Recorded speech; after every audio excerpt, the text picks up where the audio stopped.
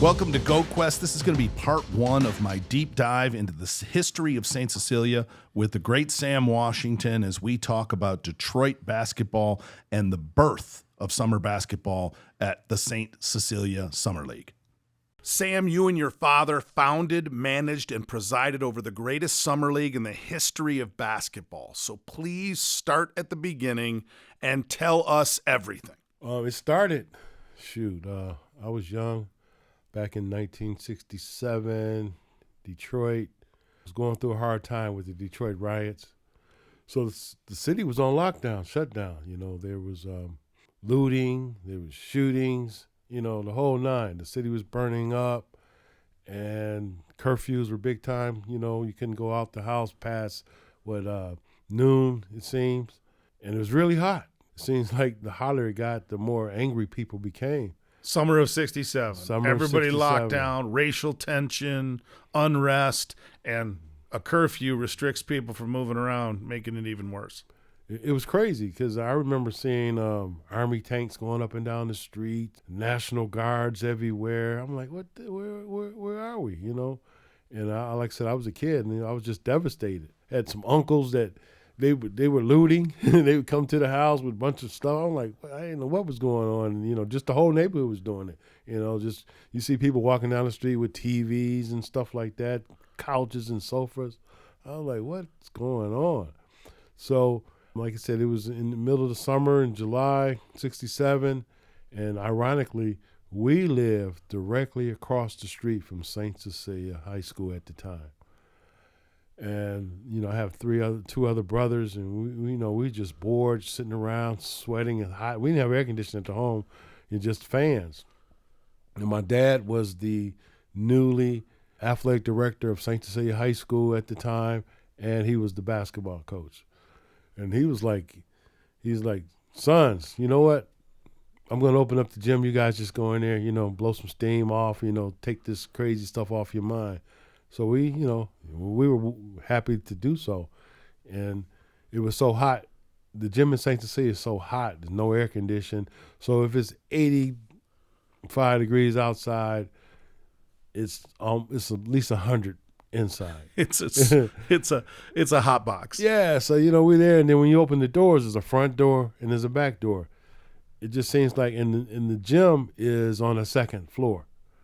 So when you're bouncing the balls and the doors open, it kind of like echoes, you know, throughout the whole neighborhood. Yeah, so, you know, kids in the area, they heard balls bouncing. They wander over to see what's going on. And what street? Set the stage for me. Livernois, Burlingame, and then the other cross street is Grand River. Grand River. Yeah, so not far from Motown. Not far from Motown at all. And not far from the after hours where the 67 riots blew off in the first place. Not far from there either, because all that's on the west side, you know, west side of Detroit, northwest side. So, and at that time, you got to remember, Detroit was like the fourth largest city in the country. Oh, yeah. So it was no blight, no empty houses. Most families, you know, were working in the factories. So there was a disposable income. You know, everybody had a couple cars in the family. So Detroit was booming. And then you have, of course, Motown. You know, they were doing very well. It was a ton of people around. You know, once we in the gym and like the kids in the neighborhood started filtering over, you know, it was a fun time then. And at that point, St. Cecilia, as you noted, a high school. Your dad, Sam Washington Sr., coached football too. I know he coached at least at the grade school level. So yes. He was all around athletic director for all the sports. But I remember even St. Cecilia was like promoting boxing. It was a place where you could go see a boxing match at different points in its life cycle. It sure was. Concerts as well. I remember Jose Feliciano. You know, he's blind. I think it's Puerto Rican. He came and did a concert there. You know, it was great. And then, speaking of concerts, legendary Motown singers would come to St. Cecilia to work out, so especially when there was a upcoming celebrity-type basketball game coming. So I remember meeting and seeing Marvin Gaye, Smokey Robinson, some of the other Temptations, Melvin Franklin. So this was like the pro-am games that they would do, like, Hollywood people playing against old timers or playing against each other, and stuff that they would put on television. These guys would come work out at the same. They would, yeah, because they didn't want to embarrass themselves. So, Marvin Gaye always thought he was a tremendous athlete anyway. I remember he tried out for the Lions one time because him and Lynn Barney, former Detroit Lions, NFL great, was a good friend of his, so he brought him there to work out. So it just seems like whenever you talk to, even at that early stage, whenever you wanted to talk about basketball, St. Cecilia came up. And my dad was a great visionary type person. He had tremendous vision.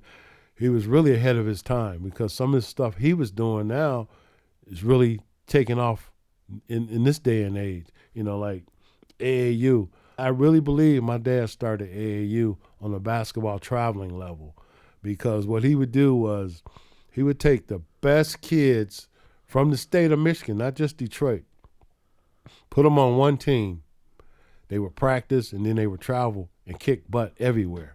Yeah, people don't realize that AAU was basically like a holiday tournament. Mm-hmm. You would play in your local league, and then that local league would get itself AAU affiliated or associated in some way so that you could qualify.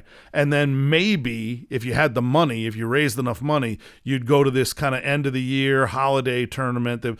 It was nothing like a full-time summer league. Summer league, exactly. And even before then, there was something called the youth games.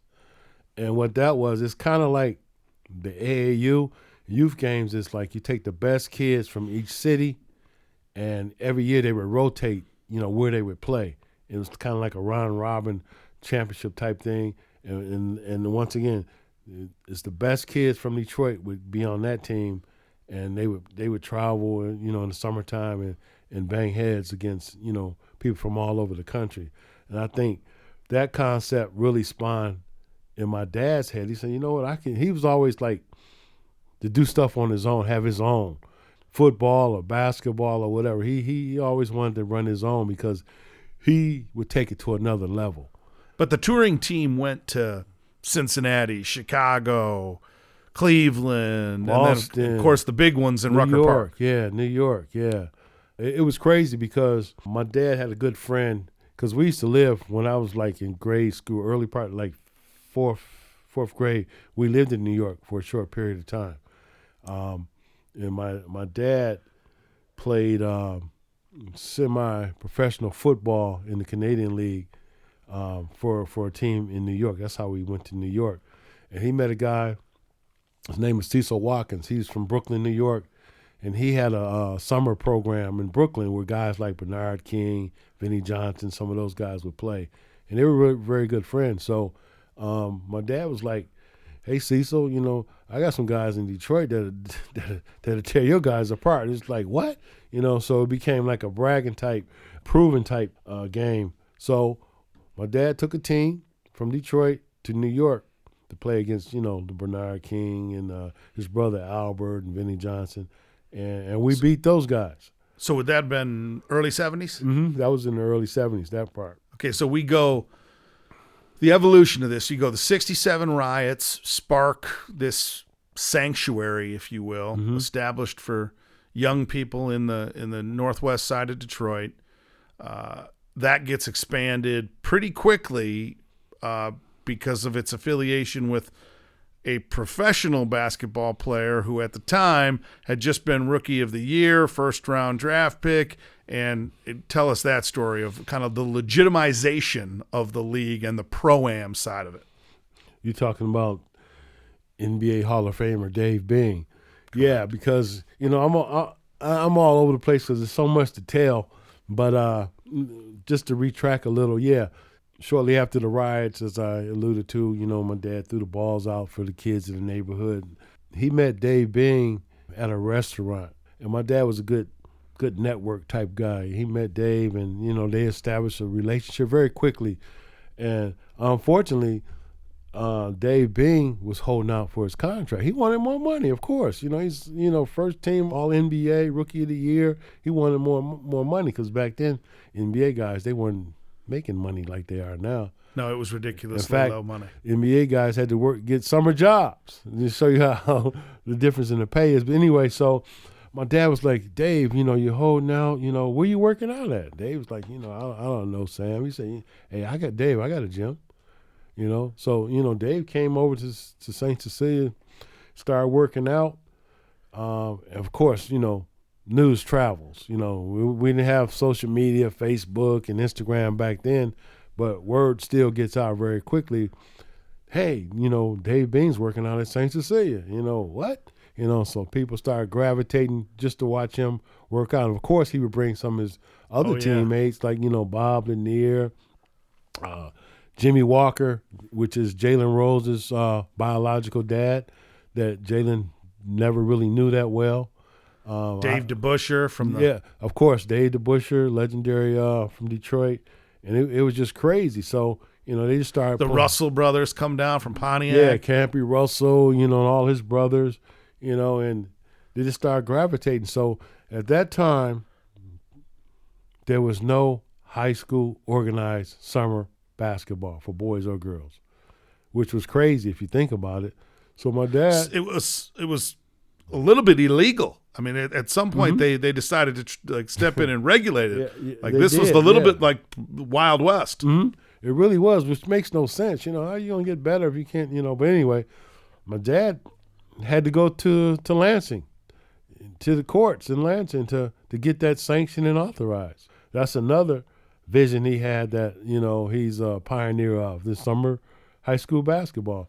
And he did that. And at that time, as I said at the beginning, Detroit was the fourth largest city in the country, so we had over a million people in the city alone. And it was at least 25, 26 Detroit public school high schools. Right. And outside of that, you had multiple Catholic high schools in the city of Detroit in itself. Yeah. So it was talent everywhere. So he was able to establish summer leagues where coaches were dying to get in to play in the summer leagues at St. Cecilia. It was games. My dad, I don't know how he did it, especially on the weekends. He would get up 6 o'clock in the morning, and he would be in that gym from 6 a.m. to like midnight. The whole weekend, it was game after game.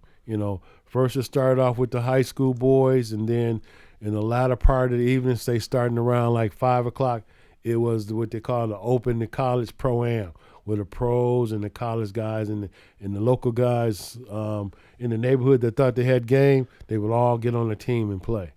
And what amazes me about this is that, like you said, once Dave Bing jumped in and got all of this kind of semi-professional guys and truly professional players coming from all over Metro Detroit in a large city, which was a prominent city at the time, especially prominent in the African-American community because it had such a strong working class with the big three automotive at that point. You could move to Detroit and make money as an African-American person, which you didn't have those opportunities everywhere in this country. So at that moment in time, you get this real touchstone moment. And at that exact moment, the ABA starts. Exactly. So now you got these scouts coming through, forming a whole new basketball league. And where's all the talent? It's sitting at St. Cecilia. In St. Cecilia.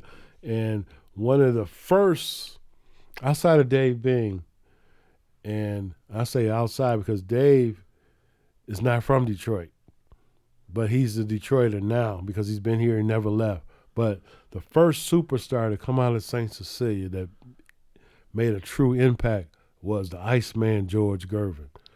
I mean, sweetest finger roll in basketball history. You name it. 6'8", slim body, can bring the ball down. He can do it all. I actually first saw George Iceman play when he was in 11th grade. It's like, who is this kid? And then he just kept developing. And, man, when George Gervin played at St. Cecilia, you could not get a seat in the gym. And think about it, it's like 100, 110 degrees inside. Nobody would leave. And then it was like at least 100, 150 people outside pissed off because they can't get in.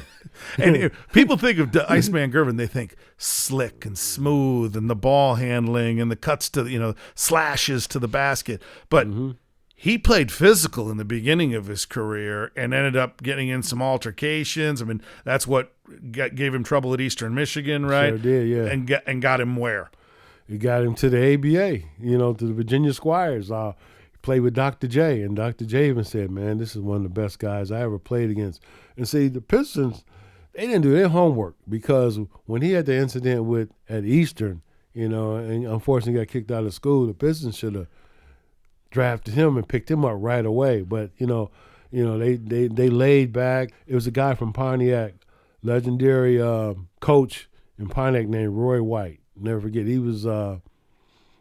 had a semi-pro team called the Pontiac Chaparrals. So nobody wanted to touch George Gervin, so he signed George to play with him. And then a scout from the Virginia Squires saw George. He said, "Oh man!" And they signed him right away. He comes right into the ABA. Come right in the ABA, lighting Rookie them up. of the year, all rookie team. Yeah. Yeah, and so and the good thing about guys from Detroit that made it to the NBA, and there was a ton of them. Every summer they would come back and play and bring some of their teammates. And think about it, a lot of times people could not afford to go see the Pistons. They were playing at the Cobo Hall at the time, and then they moved to the Silver Dome, then to the Palace, and now at the LCA. They couldn't afford to come, and we have this conversation all the time. We consider everybody that played at the Saint, whether it's back from the '60s and to the present, it's a fraternity, because whenever we all, and I see it all the time, see each other, it's like, hey, it's a lot of love when we talk. But my point is, when guys from the NBA, from Detroit, have played to the NBA and brought some of their teammates back, because when they're playing with the respective NBA teams, they're bragging about all the talent in Detroit. Right. And some of their teammates like, man, get out of here. It couldn't be that talented. And then when they came, they said, damn, you were right.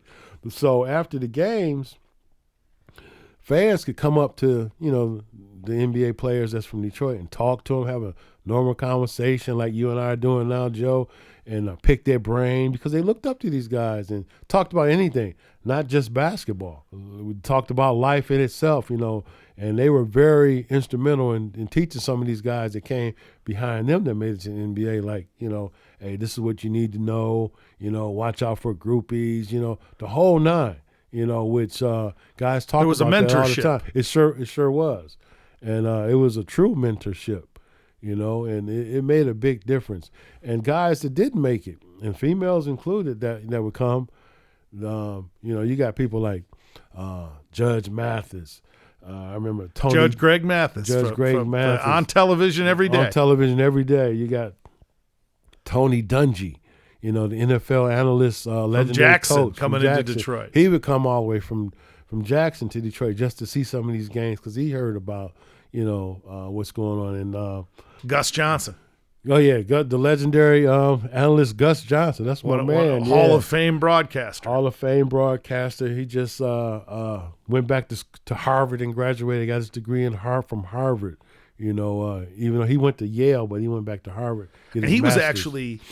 He and Jalen, and maybe you'll tell me that there's a bunch more, maybe Greg Mathis as well, Judge Mathis, but Gus and Jalen both went to St. Cecilia, right? Great school, a lot of guys came and played in the summer and were part of the league, but they actually went to the grade school. They went to the grade school, exactly, and they got a lot of stories around that, yeah. And Gus told me, and I never forget it, Gus said, Sam, your father told me that I had a quick first step. He said, I never forgot that. And Gus was kind of really fast as a runner and stuff. He said, I never forgot that. And he said, your father, I had trouble dribbling the ball, Sam, because I was so fast. He said, Sam, your father told me, just throw the ball out in front of you and go get it. He said when he started doing that, he was blowing by everybody very easily. And Jalen, I knew his father, Jimmy Walker, the Pistons Rookie of the Year at the time. Yeah, the great Providence Friar into the NBA. Well, multiple-time All-American in college, and then goes on to be a great scorer in the NBA. In the NBA, I knew Jalen's father better than Jalen does, because during the off season with the Detroit Pistons, Jimmy Walker needed somewhere to work out. And, of course, he come to St. Cecilia, knew my dad. My dad would sometimes didn't feel like going to the gym himself because he had other things to do. He would give Jimmy the keys, and I would go with him. He would come pick me up. Sometimes my brother David would pick him up as well, depending on if he came with a Corvette or a motorcycle. Sometimes we would play ping pong in my backyard, but I would go to the gym with Jimmy and shag balls for him. It was crazy. And so you bring up another point that sparks a chapter in St. Cecilia history and in basketball history for that matter. I mean, this guy has kind of hung the moon for basketball from a broadcasting standpoint. But we were losing so many players from Detroit going east to the East Coast schools that the University of Detroit decided to bring in a new coach. You got to be talking about legendary Dick Vitale, Dickie V. Yeah, it's funny because, when St. Cecilia's reputation took off throughout the country, college coaches from all over were gravitating to the gym. Like every weekend, you would see George Raveling, you would see Calipari, Coach Cal from Duke, coaches from all over. I'm like, man, this is crazy. So, of course, when Dick Vitale got hired by the University of Detroit, first thing he says on the press conference is, I need players. Where am I going to get players from? And then someone in the audience during the press conference said, hey, Dickie V, you need to go to St. Cecilia and meet Sam Washington. And lo and behold, probably right after the press conference, Dickie V was right there at the gym. It was like, who is this guy? He's a white guy. He's bald. He has one eye that's that's a fake eye. It's like, and he wasn't afraid. He come up, he's bold and boisterous as he is now. And he met my father, and they just clicked. I mean, they were like I don't know, Mutt and Jeff, if you will. And everywhere my dad went, Dick wanted to go. They used to go to concerts at Pine Knob to see Sammy Davis and Frank Sinatra. Dick would take his wife, and my dad, of course, took my mom, and they were really close. And San Diego State coach Smokey Gaines. Smokey Gaines, yes. And my old high school assistant coach, Mike Brunker, he was an assistant coach with them as well. But anyway, so my dad was very influential because college coaches would call, come up to the Saint and say, hey, Sam, we need some players. Can you help us out? And my dad would in fact, help the coaches out because he took pride in having the guys that he knew at St. Cecilia and get them, into college with a full ride free. So my dad would sometimes send coaches guys that they particularly didn't want. My dad would say, hey, you need to take this kid. But they were afraid to say, no, we don't want him because they would fear you don't want to stop the pipeline. Yeah, say, hey, he wouldn't deal with him anymore. So that was funny. But, yeah, Dick, I was surprised when Dick Vitale, not surprised, but my dad was very influential with Dick recruiting Terry Tyler from Detroit Northwestern. Yeah, it starts with Spencer Haywood at U of D, but then Dick comes in and gets Terry Tyler, John Long, Earl Cureton, Terry Durod, and they, all these guys go on to win NBA championships, NBA All-Star games. And they went to the Sweet 16 for University of Detroit. And University of Detroit home games were packed every game. Dick created so much energy and enthusiasm in the city of Detroit. Those games were packed. And back to Spencer Haywood, Spencer was at UAD before Dick got there. But, that's another prodigy that came out of Detroit. If you want to talk about Iceman, you got to talk about Spencer, too, because Spencer was 18-year-old, made it to the Olympics. Dominates in the Olympics. Gold medal. The whole nine. Rumor had it was Spencer jumped so high he could take a cord off the top of the backboard. Unbelievable matter of fact, he athleticism. broke a backboard in college. And Rookie of the year when he goes into the ABA. First time ever that a professional basketball player wins a gold medal, MVP, and Rookie of the Year all in the same season. All in the same season. And then Spencer played for legendary high school coach Will Robinson at Detroit Persian. Spencer also played with another legend from Detroit, Ralph Simpson. Ralph went to Detroit Persian. Not to be confused with Ralph Sampson. Yeah, This was Ralph Simpson, Simpson, another yeah. great player. Yeah, Ralph Simpson went to Detroit Persian. He went to Michigan State, and then was a legend in the NBA as well. Ironically, Ralph Simpson's daughter is a famous singer now, India Arie. That's his daughter. He looks just like him too. So Wow. that pipeline keeps rolling. And then there's the guard, went to the Portland Trail Blazers. Now he's head of the NBA players. Retiree. Johnny Davis. Out of Detroit Murray Wright High School. I mean, you had Dan Roundfield out of Detroit Chatsey. At one point, Dan was labeled as the best power forward in the NBA.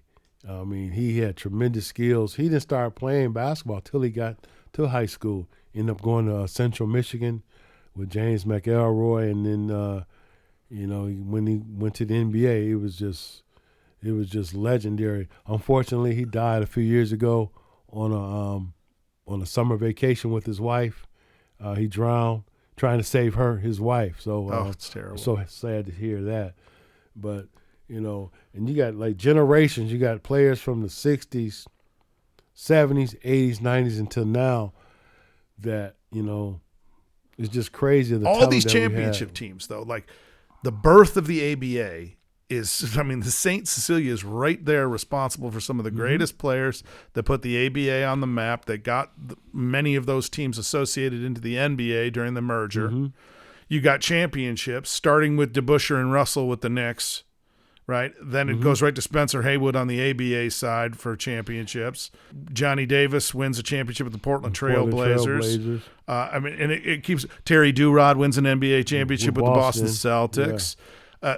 And then all of a sudden the Pistons get good. I mean, now I'm fast forwarding. We go from the 70s into the 80s, but it just keeps going. It keeps going. And then, Earl Carrington, which was a roommate of mine in college, and Robert Morris, before he transferred to UAD, he has 2 rings. He has a ring with Dr. J in the 76ers. When they had Dr. J, they had Andrew Toney, Bobby Jones, Maurice Cheeks, Moses Malone, all those guys. And then a few years later, towards the end of his career, he gets picked up by the Houston Rockets, and he wins a championship with Olajuwon and those guys. Yeah. So it's just crazy. But this Pro-Am League takes on a life of its own, right? Because all these championships, guys are starting to gravitate to St. Cecilia because now it's got the secret sauce, right? You want to go test yourself. You want to improve in the offseason, get a leg up on your competition. You go and you season yourself at St. Cecilia, and now we end up in Detroit with a whole collage of players that want to take their game to the next level. They want to put an edge on their game, and you got the birth of the Bad Boys. You got the birth of the Bad Boys, and even before then, Joe, like you just alluded to, no matter where you live at the time in the state of Michigan, if you consider yourself a good basketball player, someone told that person, you need to go to St. Cecilia, and then you can find out really how good you are. And perfect example, Magic Johnson. Yeah. East Lansing. Everybody thinks Lansing. Yeah. But he won his first youth championships. St. Cecilia. Yeah, with Team Michigan. And then Lansing is an hour from Detroit? Think about it. A whole hour from Detroit, he packs up. And he would do it regularly, not just one time. Magic would come down every weekend for a while just to, see where his game was. Magic goes on. He comes to Detroit as, a 14 or 15-year-old the first time? 15-year-old. And what does that Team Michigan do? Because, as you mentioned, your dad had a lot of good teams, right? One team went to Rucker Park.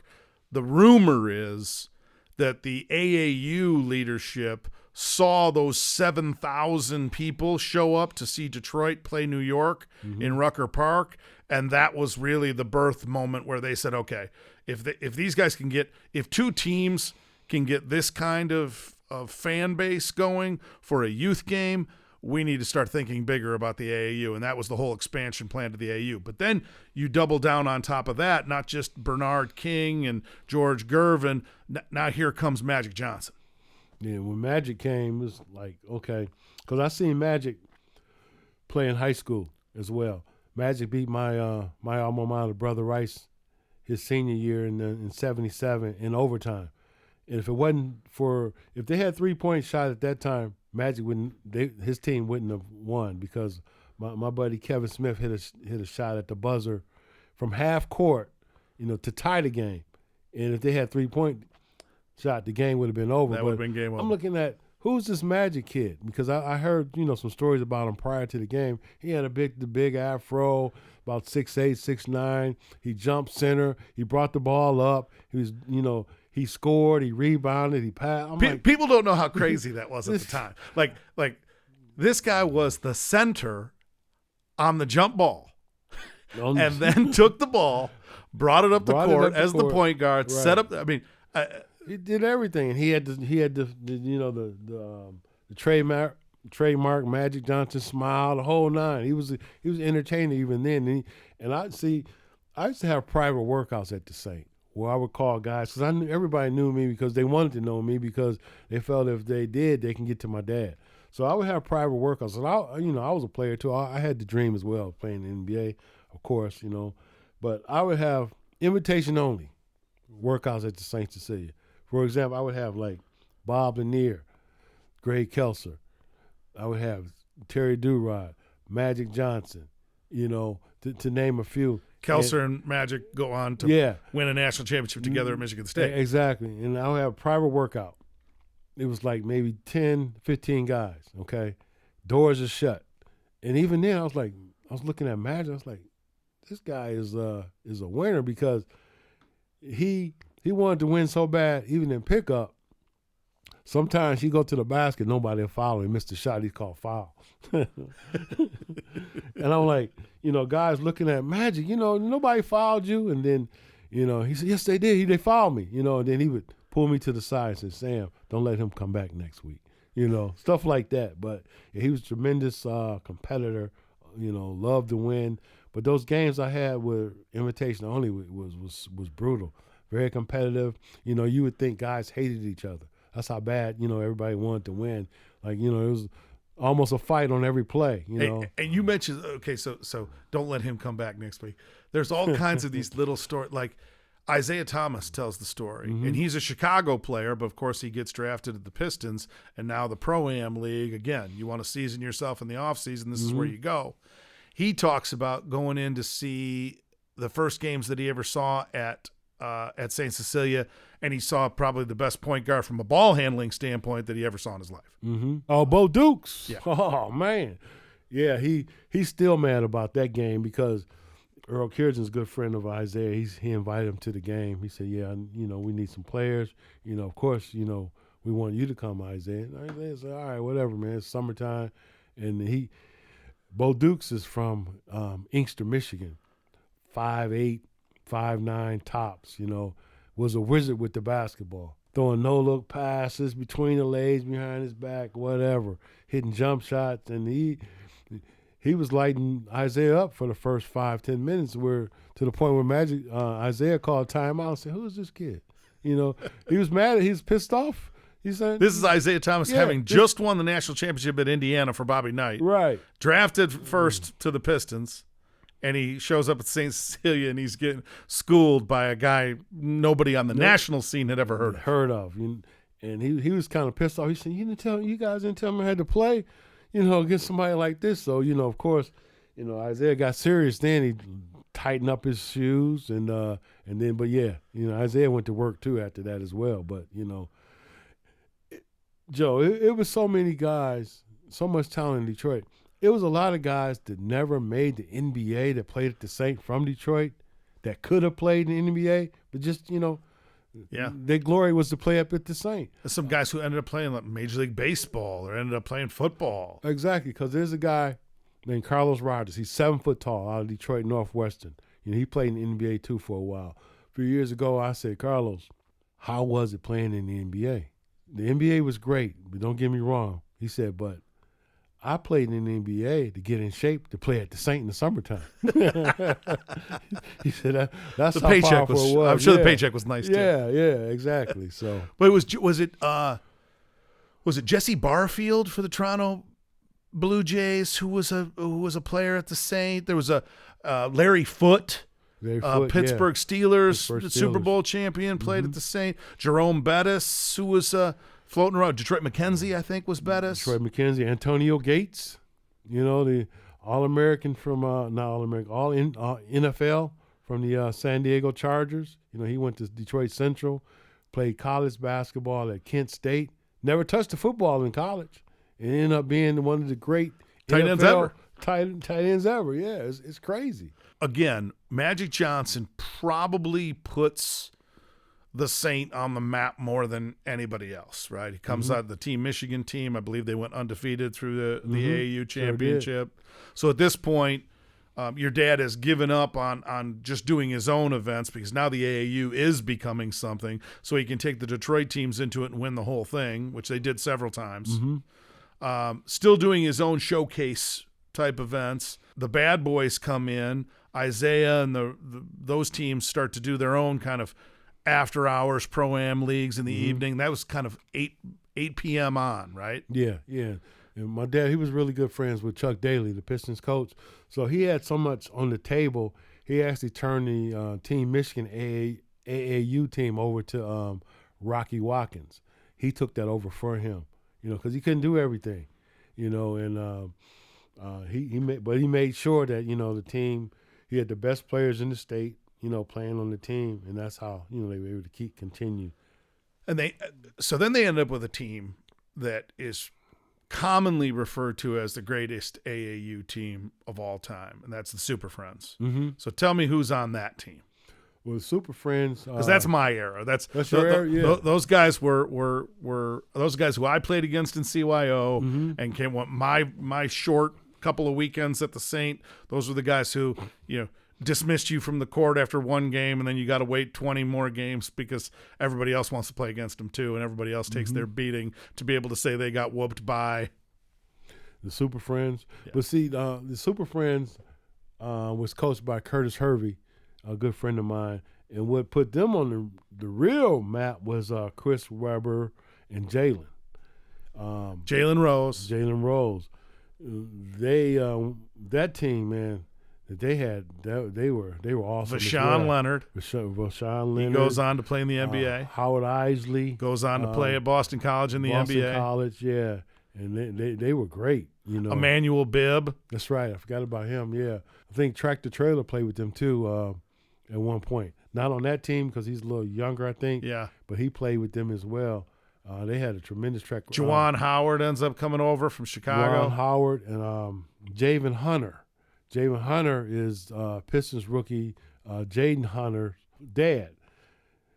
His dad, James Hunter, played for the Detroit Lions. Yes. And defensive back, very, very great player too. He died a few years ago, and he rests in peace. But you see how the pipeline just keeps going and going. And Jalen was pissed off because Chris didn't go to Southwestern where he went. But Chris didn't have a choice because his parents wanted him to go to Detroit Country Day. Yeah, which produced Shane Battier, another one for Duke, who won national championships. But the Chris Webber, for those people who just knew him in his NBA career with Sacramento, and he bounced around a little bit. Now he's a broadcaster.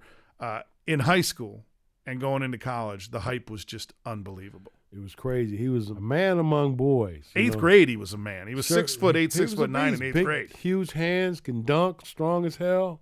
Could post up, could shoot the jumper, and he had dog in him, just like most Detroit guys have. That dog in him, where you're not afraid of anybody. You know, Chris could go up to Moses Malone at the time in eighth grade and think he was better than him. That's the swag that we had. That just took off everywhere. No matter where a Detroit basketball player went in the country, they thought they were better than everybody that they played against. It was just, that just was the swag. People don't, we mentioned these names. Vashawn Leonard goes to Minnesota and then plays, I believe, in Minnesota for the Timberwolves.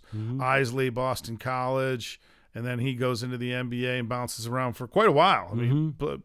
Decent length of a career. We met, obviously, Juwan Howard. He had a long and illustrious NBA championship career. Sure did. But Emmanuel Bibb, although he may, I don't know if it was a grades thing with him, but he ends up on the And One tour. If you remember the And One basketball, where he's a star, has his own little guy in a video game, his own nickname, their televised stuff. Emmanuel Bibb, to me, was the most athletic out of all of them. Probably the most from a lockdown defender standpoint. He could have been the guy that you send out there in the fourth quarter of an NBA game to just lock down the other team's best guard.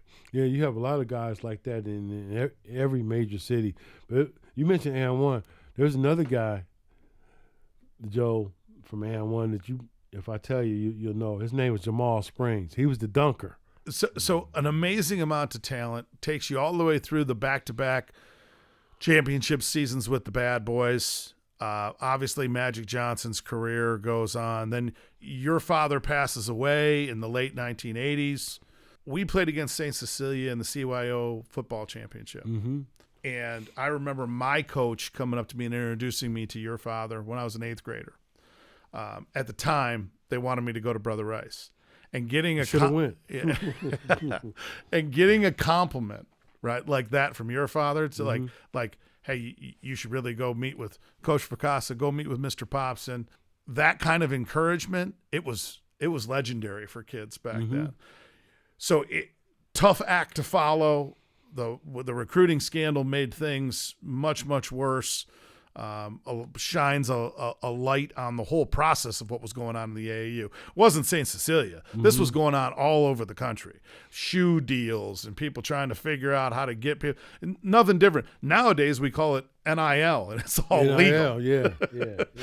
They've magically made it all okay that people monetize their name, image, and likeness. And can you imagine the money Chris Webber would have made all 4 years of high school? His jersey was being sold all over the place. Yeah, you see that.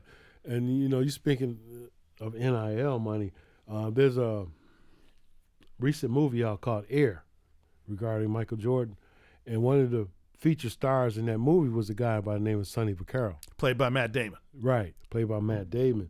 And Sonny used to camp out at St. Cecilia, right? Because he was the guru of recruiting. And George Raveling is in the movie. George Raveling, his good friend and consultant. Yeah, George used to camp out there, trying to recruit and stuff like that, just to show you how powerful St. Cecilia and the reputation, was. And I'm going to wrap this up and bring it back to St. Cecilia.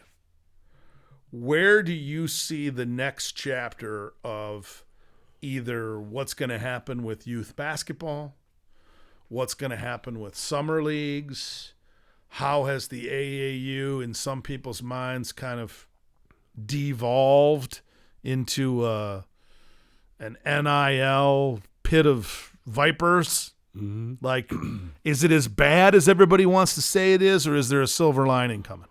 Well, in terms of summer leagues, basketball and stuff like that, at least in the state of Michigan, it would never be another St. Cecilia. I mean, there's many factors involved. Mainly is population. It's like more than half the Detroit public schools now than what it used to be back when my dad started everything, and same with the Catholic schools in the city as well. So that's one factor. And, of course, if you don't have as many, the population isn't there, then you're going to have less talent, okay? So what's so ironic is the fact that before, in the Metro Detroit area, the better teams came from the Metro Detroit, mainly the Detroit public school leagues. Now, the Catholic schools with the Brother Rices, the St. Mary's and the Catholic Central, in terms of basketball, those are the powerhouse schools, And then before, you would never hear a kid leaving the Metro Detroit area to go to a prep school. Right. For what? They all stayed in their prospective schools because back then, every team, every school in the Detroit Public School League and even the Catholic League had 2 or 3 guys that was D1. This was a mecca of talent in terms of basketball, so that'll never happen again. What's taking its place is now everybody wants a St. Cecilia, gym. So you got all these, different people. Oh, I got a gym here. Let's have a league. Let's have a summer league. It's multiple. They made it almost too easy. Yeah, it made it too easy. Exactly. And then you got AAU comes into play, where now instead of having one team, AAU team, which was Team Michigan, now you got multiple teams, AAU teams, just from Detroit. Just recently, I was having a conversation with Derek Coleman. They were on a AAU tournament. He went to just to visit, just to observe. And it was 6 teams from Detroit that had AAU teams. And they all playing against each other, to get to the championship game. And Derek was like, we could have did this here in Detroit. Right. You know what I mean? To go all that, do all that travel and spend all that money, and you're playing against your own peers in the surrounding areas. So AAU is taking teams and guys to exploit them. All you do is run up and down, you play, and somebody do a crossover and dunk. Oh, he's a great player. No, he's not. So that waters things down because you're not working on your game like we used to do. In terms of NIL, it's kind of wide open. A lot of college coaches, it was just a debate recently with Greg Campy from Oakland University and Tom Izzo from Michigan State. They are against it because I think they're really against it because they're not in control of it.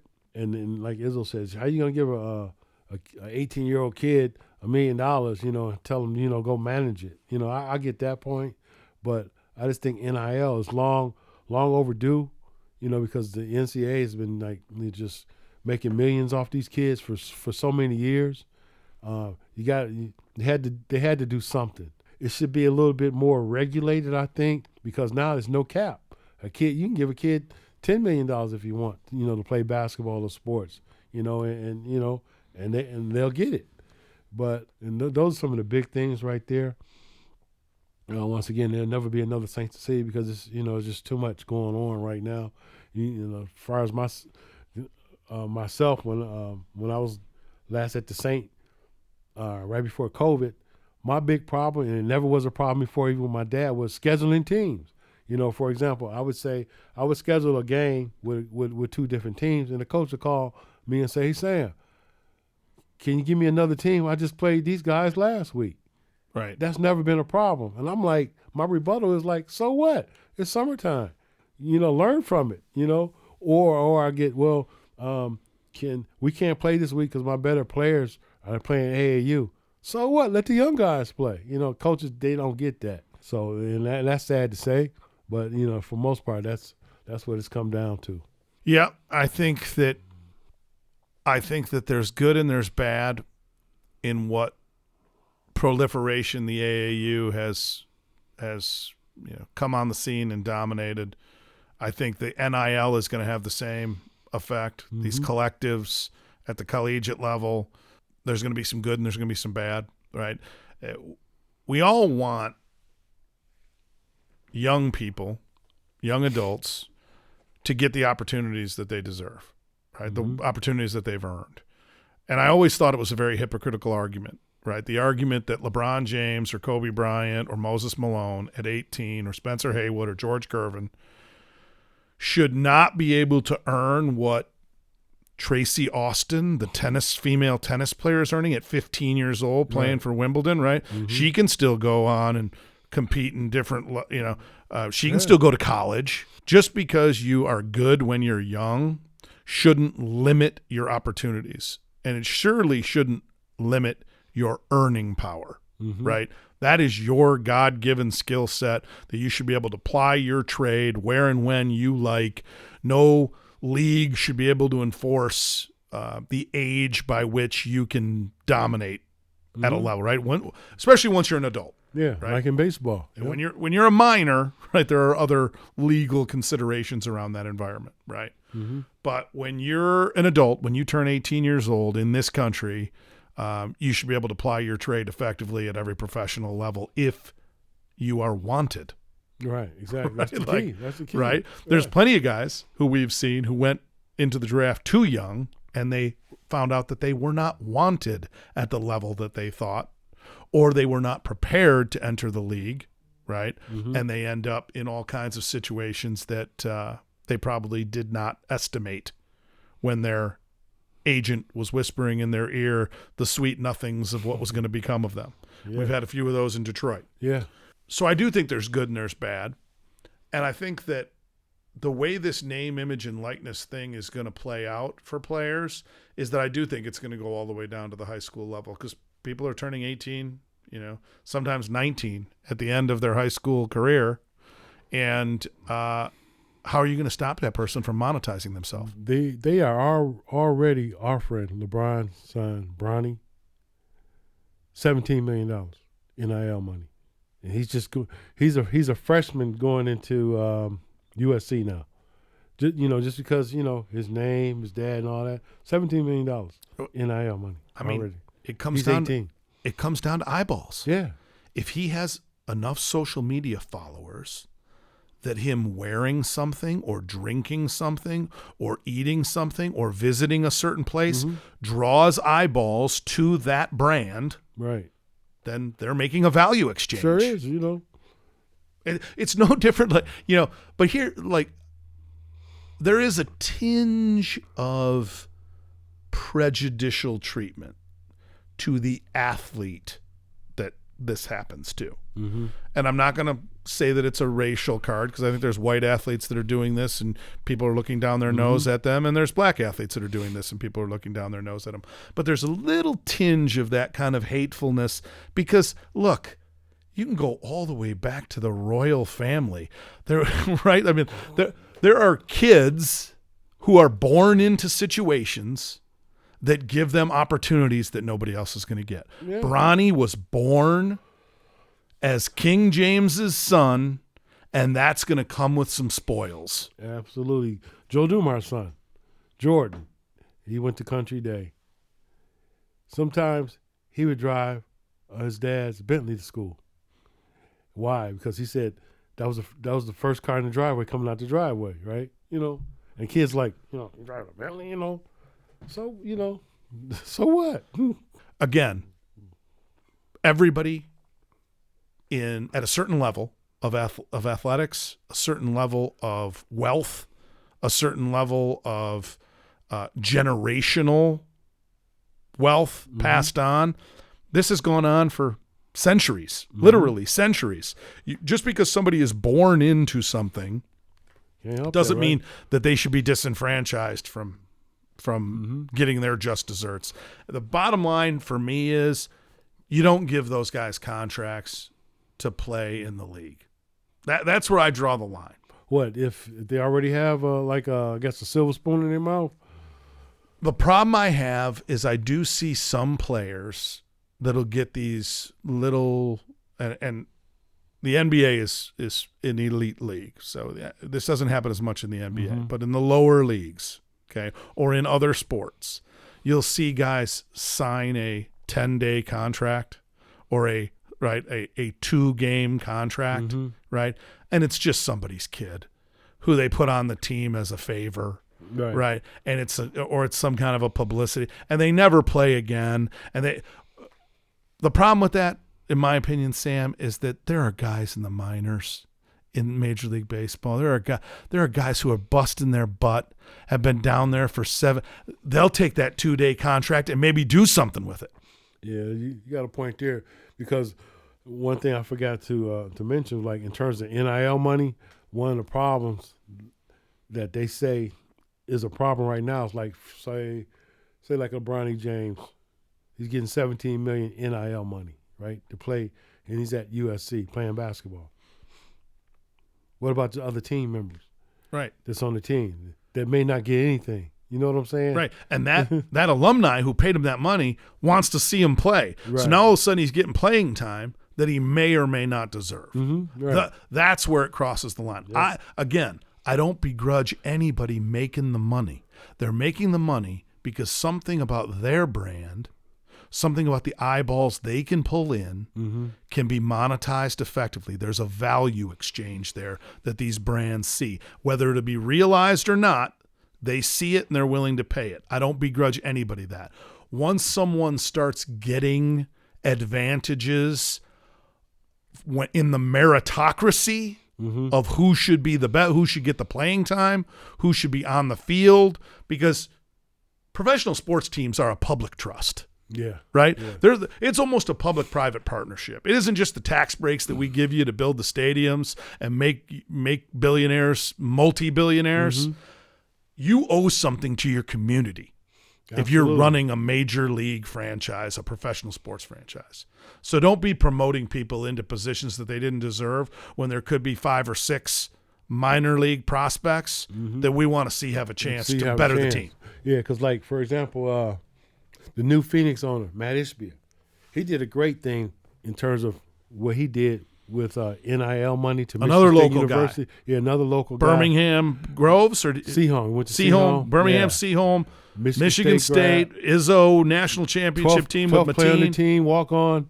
Now he's a billionaire. He owns the Phoenix Suns. He did a great thing, in my opinion, was he gave NIL money to Michigan State University for the basketball team and the football team. For all the players on the basketball team and football team. Yes. He made sure that every player gets $500 a month, which is, to me, super. I think TCU, one of the Texas schools, did it the same way and had great success. Yeah. Had a great team, right? Where they uniformly spread the money out across the whole roster. To me, that's great. Yeah. Everybody feels good about it, and now the players who are sacrificing, I can tell you, 7 concussions over here, right? Yeah. Who are sacrificing some of their future brain cells. They get a little bit of capital infusion to help them get through the week so they don't have to take in my case, working midnights at the Pepsi headquarters in Troy, Michigan, trying to keep my car payment in motion. Yep, exactly. Thank you, everybody, for joining us on GOATQuest. We hope that you join us for part 2. This episode is now going to dive into all the greatest of all time, not just at St. Cecilia, but Sam Washington's opinion on all the great ones, the individual players, and who is the GOAT in the history of professional basketball.